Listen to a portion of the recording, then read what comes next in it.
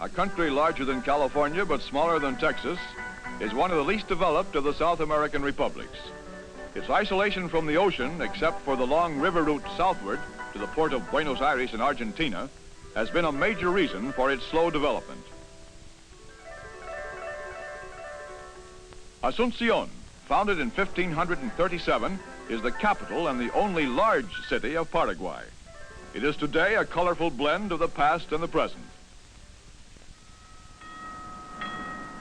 Some of the oldest streetcars in South America share the crowded downtown streets with modern automobiles.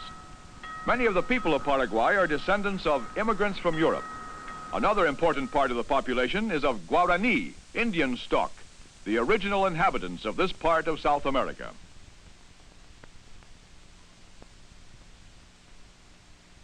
Life is pleasant in this old city that was founded about 50 years after Columbus discovered America. The Rio Paraguay is the country's link with the outside world, and at the river's edge, small vessels are moored beside steamers from Buenos Aires. Business and commerce in Asunción centers about the busy waterfront. Oil, machinery, food, and clothing are shipped in and out over the broad river highway connecting Paraguay with the Atlantic Ocean.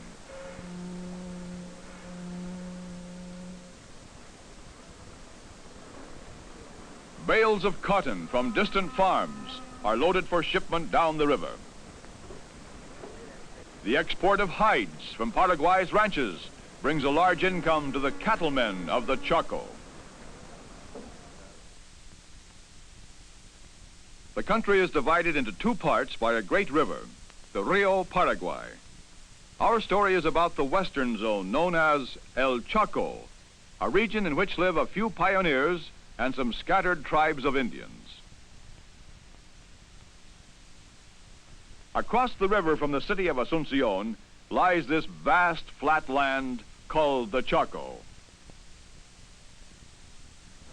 The Chaco is a strange country, little known even to Paraguayans, an immense wilderness of scrub stretching hundreds of miles from the Rio Paraguay to the foothills of the Bolivian Andes. It is a land of few people, a land without roads, where the traveler must depend upon the ox cart or the horse. After passing through great stretches of dusty plain, the ox carts and horsemen enter a vast region of swampy ground and shallow lagoons.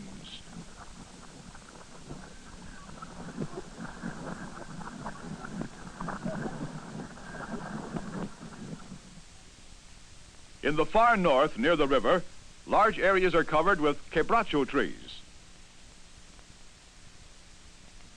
The quebracho tree is a principal source of tannin, a vegetable acid used in the tanning of leather. The logs are hauled from the forest on huge ox carts. Oxen are used in loading the logs onto flat cars.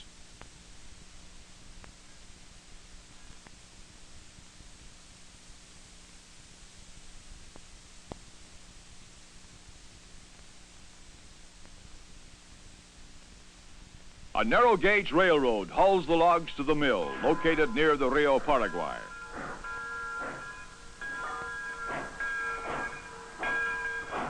At the mill, the logs will be crushed and treated for extraction of the tannin.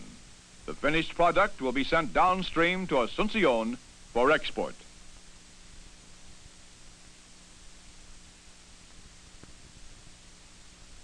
In the very heart of the Chaco, there is a small settlement called the Philadelphia colony.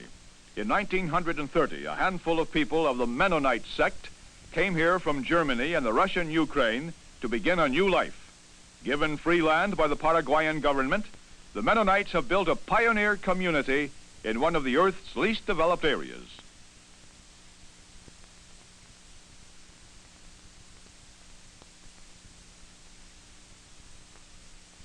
The Mennonites built homes much like those they left behind in the old towns and cold climate of Northern Europe. Their way of life follows the pattern of their homeland, where women do a large part of the work. There are no laundries in Philadelphia. Washing with this machine, made by the village carpenter, is part of a woman's household duties. Life for these schoolgirls is a rigid routine of classroom, church, and housework.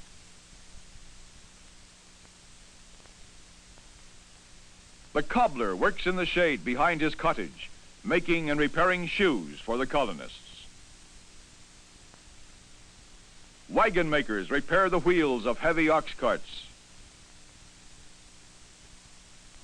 Large parcels of land have been cleared for the planting of peanuts, which grow well in sandy soil and are the principal crop.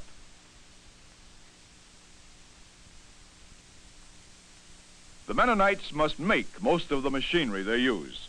They have built their own peanut hullers from timber cut in the nearby forest.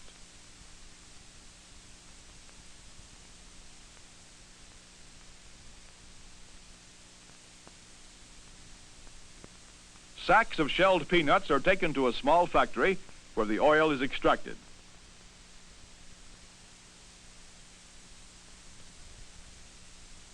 The sawmill is very important to the colony, making all the lumber needed for the building of houses, wagons, and furniture. The colonists have established an experimental farm. They want to find out what crops grow best and are the most profitable. Vegetables like cabbage are important in this land where canned foods are scarce.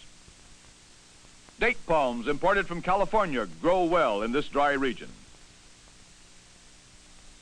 An important crop is the castor bean, which produces a valuable oil in great demand throughout the world.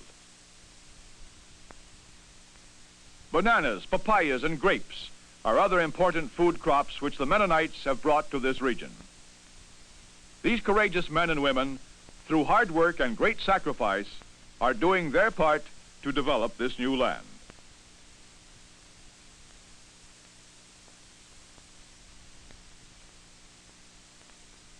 Another modern pioneer who flies his own plane from his home in Asunción to his distant ranch is Bob Eaton, an American who came to the Chaco more than 30 years ago.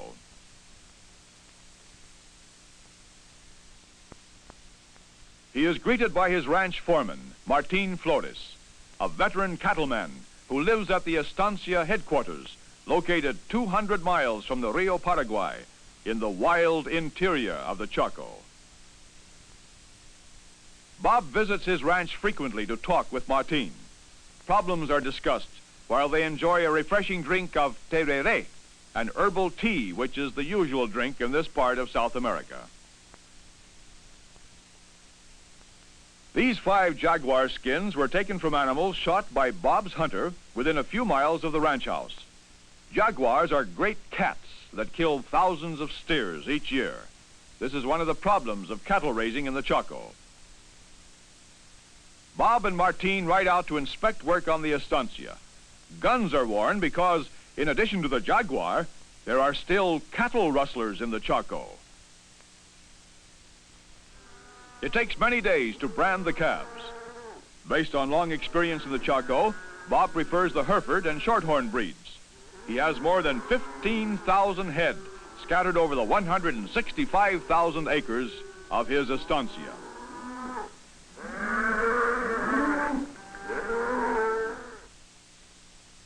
Marketing his stock is important to the rancher.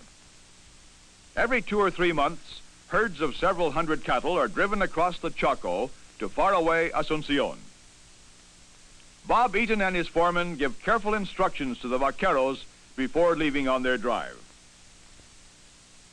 Ranching in the central Chaco would be impossible without the help of the friendly Indian tribes.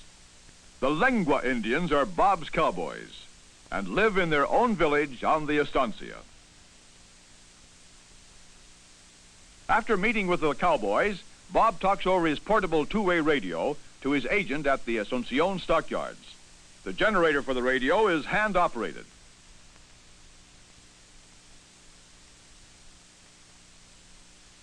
Meanwhile, the vaqueros saddle up their horses.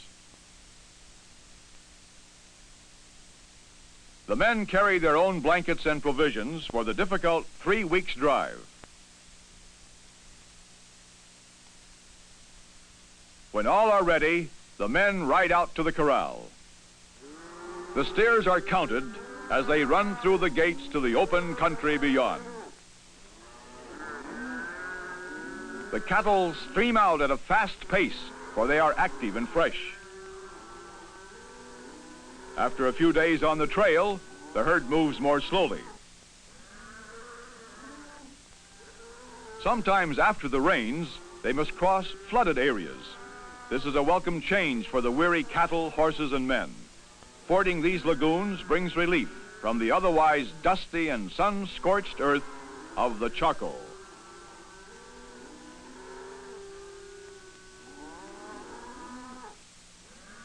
At midday, the herd must be grazed and rested.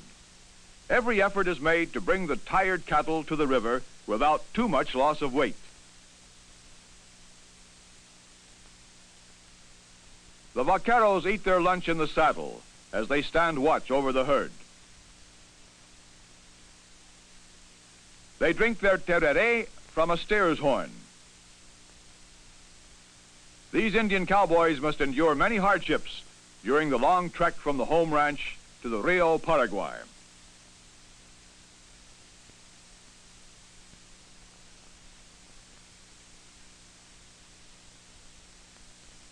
Camp is made before dark. While some of the men guard the cattle, others build a fire and prepare the evening meal, which consists of a slab of dried beef, softened and heated over the ashes, and a hornful of tereré.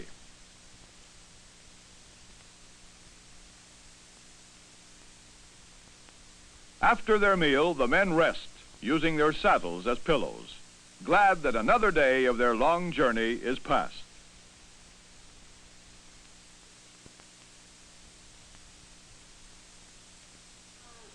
The cattle graze and rest during the night, but at daybreak, the herd is on the trail once more. Driving the half-wild cattle through swamps is difficult. Often the animals bog down in the soft mud and become frightened. As the drive nears its end, the steers are weary and nervous, and the vaqueros must constantly be alert.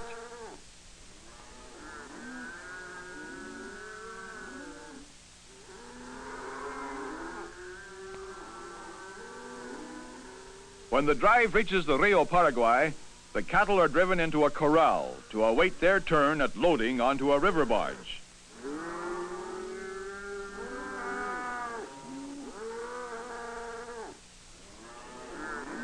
The special barge, towed by a powerful launch, will take them downstream to a landing place above the stockyards.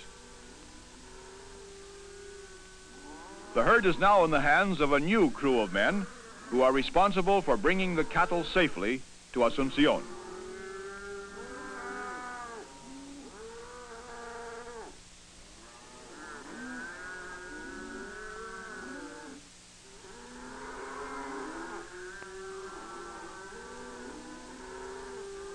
Crowded into pens on the barge, the steers ride several miles down the Rio Paraguay to the unloading point near the stockyards.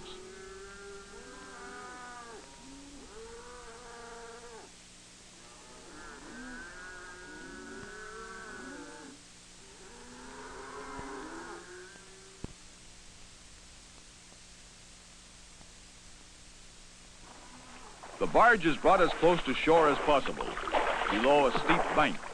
Here the pens are opened and the cattle leap into the water to swim or wade ashore.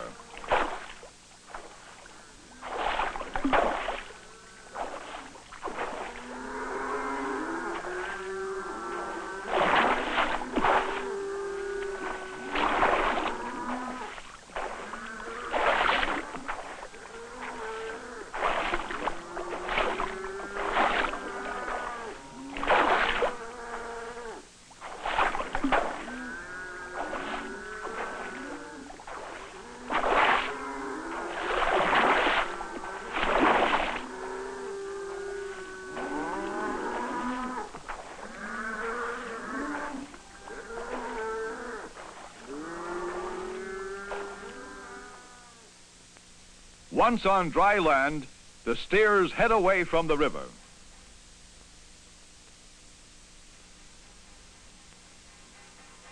At the stockyards, the cattle will be butchered for the local market or processed for shipment to other parts of the world.